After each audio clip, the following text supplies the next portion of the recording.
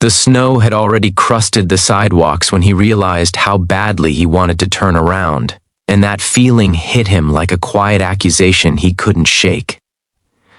Christmas lights blurred through the windshield as he parked outside a modest cafe in a small Ohio town, his chest tight with the strange fear that comes when hope feels more dangerous than loneliness.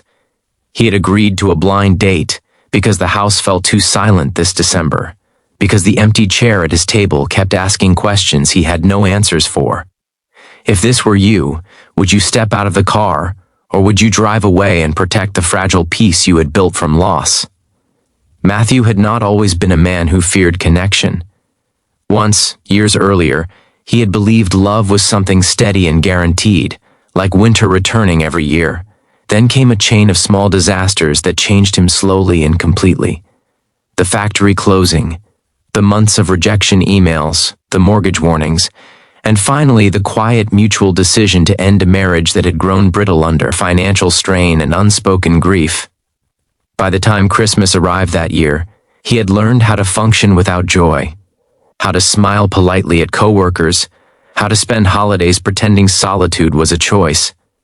He told himself this blind date was just a meal, nothing more, but his hands still trembled as he walked inside. The cafe smelled of cinnamon and old wood, decorated with simple wreaths and a nativity set near the counter. A woman sat alone at a corner table, fingers wrapped around a mug as if it were an anchor. Her name was Hannah, a name chosen at random by a mutual friend who believed timing mattered more than compatibility. She looked up when Matthew approached, and something in her eyes made him pause. There was warmth there, but also a familiar heaviness, the kind you recognize only if you've carried it yourself. In that moment, he wondered if broken people were somehow drawn to each other without meaning to, like moths circling the same dim light. The early minutes passed gently, not awkward, not dazzling, just honest. They spoke of weather, of traffic, of how strange it felt to be on a blind date during Christmas. Beneath the surface, though, Matthew felt the slow rise of something he hadn't felt in years. Curiosity without expectation. Hannah carried herself with quiet grace, the kind forged by endurance rather than ease. As he listened, he found himself thinking about choices, about the thin lines where life turns.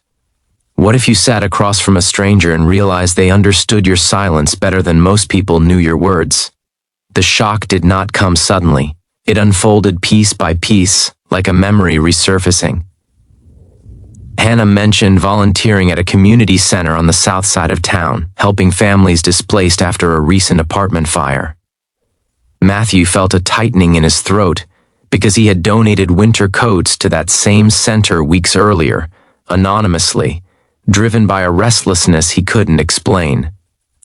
She spoke of a teenage boy she checked on every week, a boy who reminded her of someone she once loved deeply and lost. The room seemed to shrink as recognition sparked between them, not of faces but of shared scars. He realized this was not just a date, it was an intersection of parallel lives.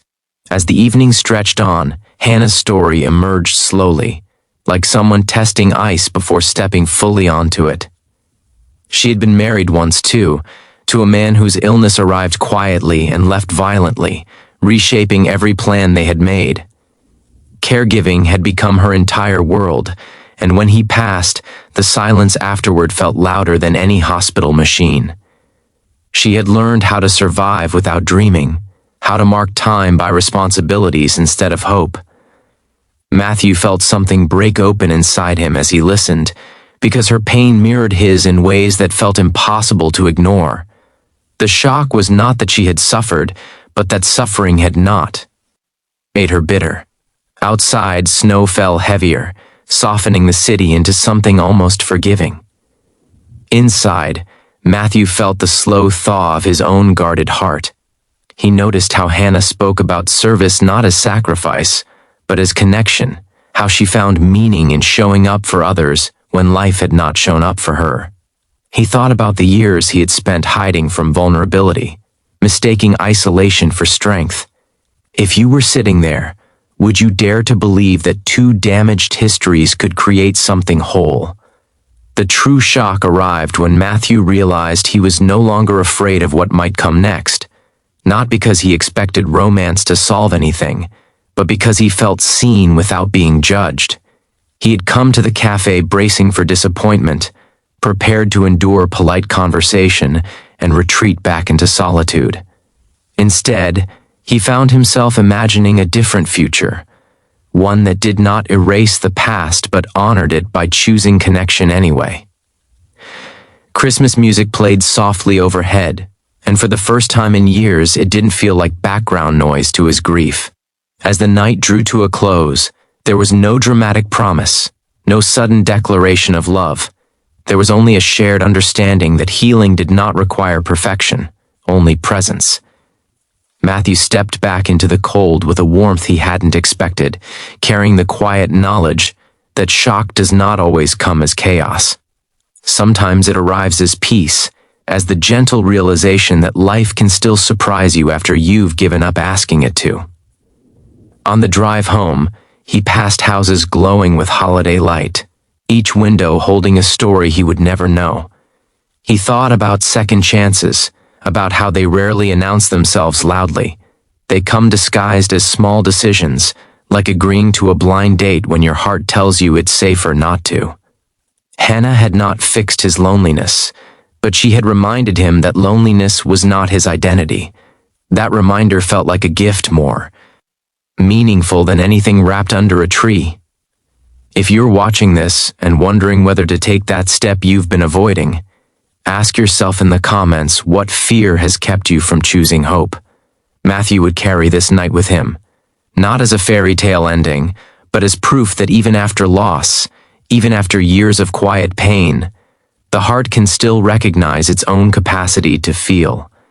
And if this story truly touched your heart, gently nudged a memory, or made you believe in second chances again, please like, comment, share, and subscribe, so more stories like this can find the people who need them most.